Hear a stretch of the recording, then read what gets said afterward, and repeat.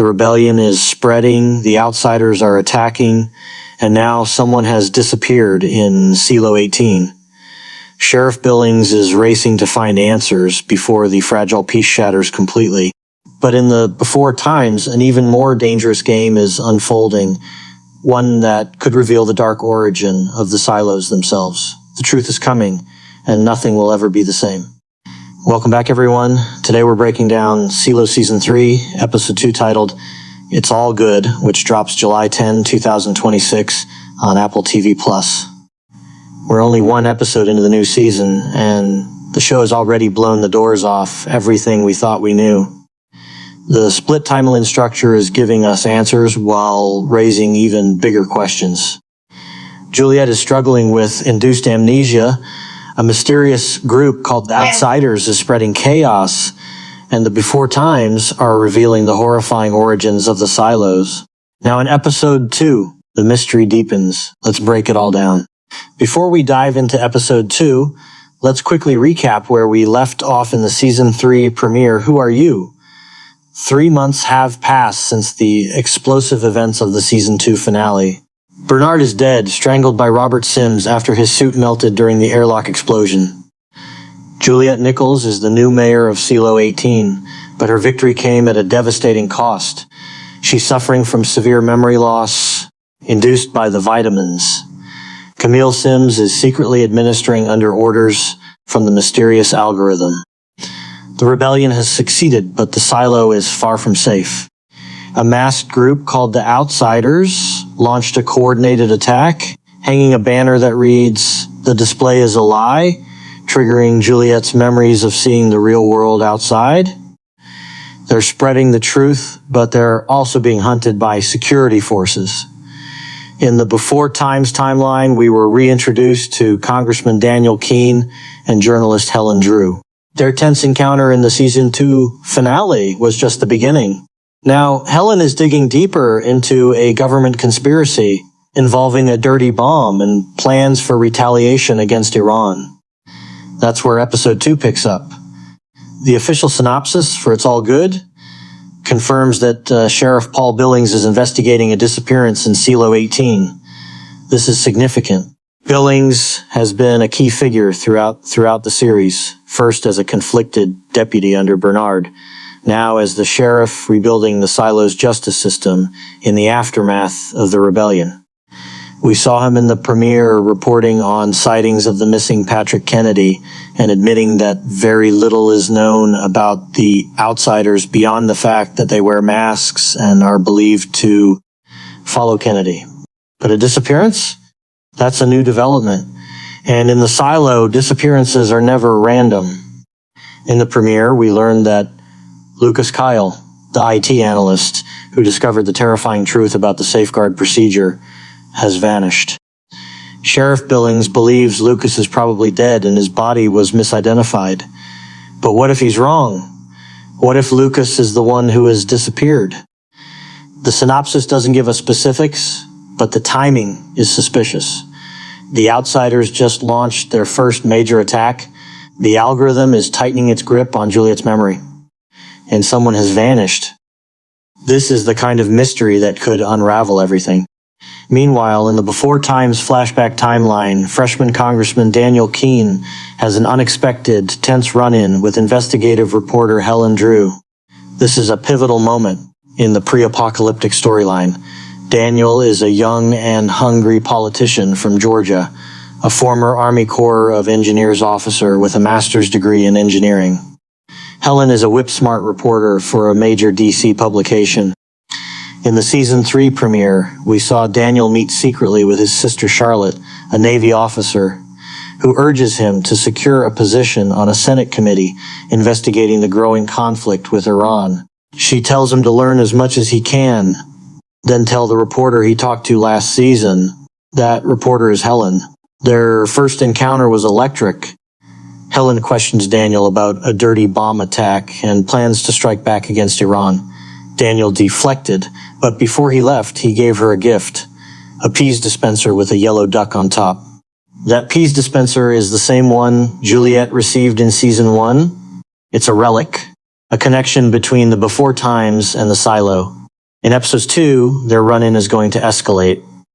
Helen is getting closer to the truth. Daniel is getting more desperate. And whatever happens between them is going to have catastrophic consequences. Let's talk about that peas dispenser, because it's one of the most fascinating threads in the entire series. In season 1, George Wilkins gave Juliet a peas dispenser as a gift. It became a symbol of their connection, a relic from the before times that shouldn't exist in the silo. Now we know where it came from. Daniel Keene gave it to Helen Drew in a pre-apocalyptic Washington, D.C. bar. How did it end up in the silo? That's a mystery that spans centuries. But the connection is clear. Daniel and Helen are somehow linked to the creation of the silos. Their actions, whatever they are, set humanity on the path to extinction. Showrunner Graham Yost has confirmed that Season 3 will explore the origin story of the silos. Episode 2 is likely to give us more clues. Helen Drew isn't just a reporter. She's digging into a massive government conspiracy. In the Season 2 finale, she questioned Daniel about a dirty bomb attack on the U.S., plans for retaliation against Iran. The implication is clear. The government is covering something up, something that could lead to war, something that could lead to the end of the world. Daniel is caught in the middle. He's a freshman congressman, but he's also a military engineer. He has access to information that Helen desperately wants. Episode 2 is going to deepen this conflict. Helen is going to keep pushing. Daniel is going to keep deflecting. And eventually, someone is going to break. The question is, what happens when they do? And how does this conspiracy connect to the silos? While Billings investigates the disappearance and Daniel faces Helen, Juliet is still fighting her own battle.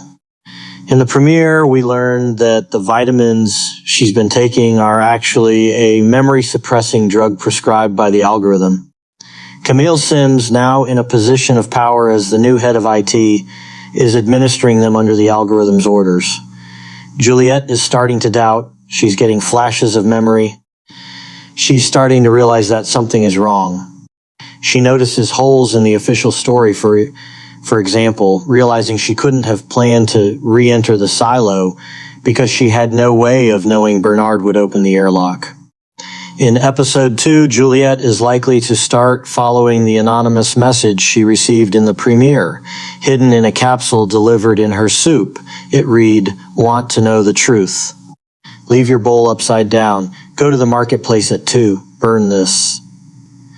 If Juliet stops taking the pills, her memories will return, but she'll also be exposing herself to her enemies.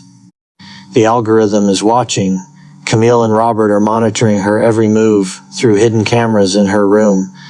This is a high-stakes game of cat and mouse, and Juliet is running out of time.